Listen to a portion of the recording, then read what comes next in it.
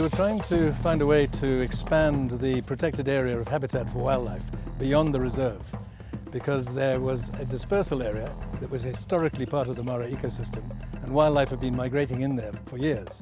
Now, with the increased human population, increased settlement, subdivision of land, fencing, alternative land use, the habitat for wildlife was disappearing rapidly. That was the first reason, was to try and expand the area of protected habitat.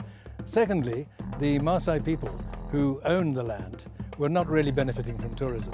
They'd been bypassed. They were really just sort of onlookers as the minibuses came in from all directions. Maybe some of them could be employed as tribal dancers or as askaris, but they weren't really participating greatly in tourism. In recent years, a guiding school was set up in order to train the Maasai to fit them to be guides in the reserve for visiting tourists. And we felt that by expanding into the conservancies, which were on land leased from the Maasai, we would be able to create jobs for the local people. And that indeed is what has happened. So that the Maasai had a twofold positive benefit from the conservancies. Firstly, rent from the land that they put into the conservancies, and secondly, employment opportunities as guides and drivers and as staff in the camps and as rangers in the conservancies.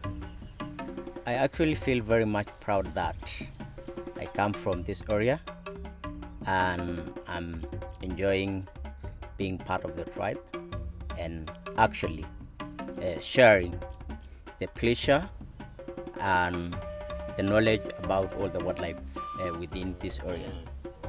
And it's a great opportunity for me and for anyone who comes here to enjoy watching all the wildlife in the very exclusive setup, whereby you can have a variety of all different wildlife species in their very natural setting and in undisturbed state.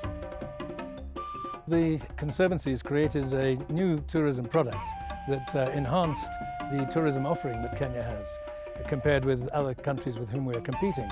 You know, in Southern Africa, Botswana, South Africa, and other countries, Tanzania as well. Our conservancies offer a very exclusive wilderness opportunity so that visitors are able to see the animals without many other vehicles being present. And at the same time, the wildlife numbers have increased significantly. We have 150 lions in the 100,000 acres that form Olari, Motoroki, Nabosho and Olkinye conservancies, and Mara North Conservancy was set up to the north of the reserve as well, which has significant populations of lions and other animals. It's also created a safe haven for threatened and endangered wildlife. We have large herds of elephant within the conservancies now. And so for the tourist visitor, they're seeing wildlife in their natural setting, without other people present, and with excellent guiding from the Maasai guides who live here, whose land it is. They're extremely enthusiastic about the land, and they have great pleasure in taking visitors around to see it. And we're finding that the visitors really appreciate the experience of staying in small camps in an area where they see wildlife teeming, and they see it on their own.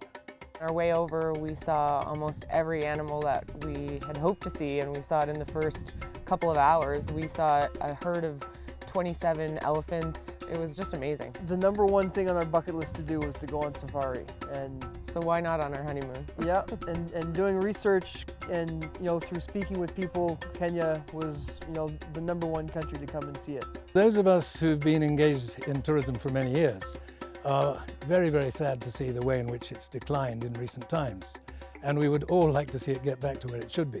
Firstly, it's tourism that pays for conservation. Without tourism, the national parks and reserves and the conservancies would have little chance of continuing, because the money to pay for them comes almost totally from the tourist visitors who are paying park fees and who are paying to stay in the camps and lodges and who are creating the employment by doing so. So we really need the tourism to help conservation. We also need tourism as an important sector of our economy. Kenya has built up a tourist industry over the years, and many other countries are using tourism as an important part of their economy. We have great attractions here. We have fantastic natural resources, beautiful landscape, we have people who are naturally hospitable, and we are not a very long way away from our key source markets.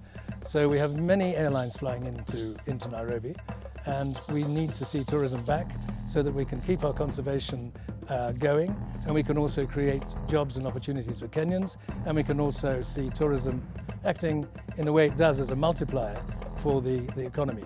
Now, the first thing we need to do is to see our security addressed. The overseas visitors have a perception that Kenya is dangerous, and we need to address that because, as we all know, terrorism is a global threat. We can list many countries and many capital cities in the world where there have been terrorist attacks and where people have suffered as a result. In Kenya, we know that there are certain areas along the borders, the northern and eastern borders, where there is a security threat. The government is attempting to deal with it, but of course, let's remember, tourists don't go there. These areas that are under threat are not places where tourists frequent.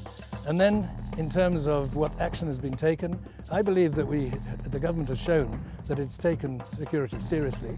There have been a lot of enhancements and improvements have been made, and we need to let overseas visitors know that we still have very many tourists coming here who are having a wonderful time.